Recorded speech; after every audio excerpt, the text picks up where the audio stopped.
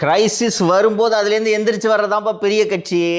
அந்த எம்ஜிஆரின் வரலாறு புத்தகத்தை படிக்கும் போதெல்லாம் அந்த நெருக்கடி நிலையில் கட்சிக்கு அவ்வளோ இடையூறுகள் வர வர அங்கெல்லாம் போராட்டம் நடத்தி கருணாநிதி அதுலேருந்து எந்திரிக்கிறாராம். பிடிச்ச எல்லாரையும் ஜெயிலில் போட்டிருக்காங்க, எமர்ஜென்சி லிஃப்ட் ஆகுது, வழக்கு நடத்த நிதி கொடுங்கள்னு வீடு வீடாக போய் அதை ஒரு பிரச்சாரம்.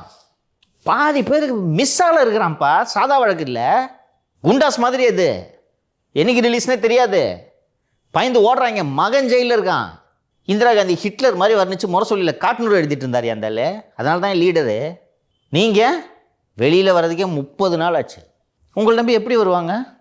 அதிமுக நெருக்கடிகளை சந்தித்த இயக்கம்தான். தொண்டர்கள் மேலே பூரா எம்ஜிஆர் மதுரையில் ஏதோ நடந்த ஒரு மாநாட்டில், அதிமுக மாநாடு, எல்லோரும் கத்தி வச்சுக்கன்றார். என்ன வச்சுக்கங்க கத்தி, திமுககாரன் தாக்குவான், சீப் பிடிச்சிட்டு. அப்படி தான் அதிமுக வளர்த்து இந்த அளவு கொண்டு வந்திருக்காங்க. அப்போ ஒரு கட்சி தலைவர் திமுககாரன் அடிப்பான் கத்தி வச்சுக்கங்கன்னு சொல்கிறாருன்னா அப்போ எந்த அளவுக்கு இங்கே 2 பேருக்குள்ள மோதல். இதனால தான் அதிமுககாரன் திமுக இருக்கிறான், புரியுதா? அப்படி போராடி வந்தவங்க அவங்க 2 ரோட் ஷோ நடத்திட்டு நீங்கள் நாட்டை ஆளணும்னு ஆசைப்படுறீங்க.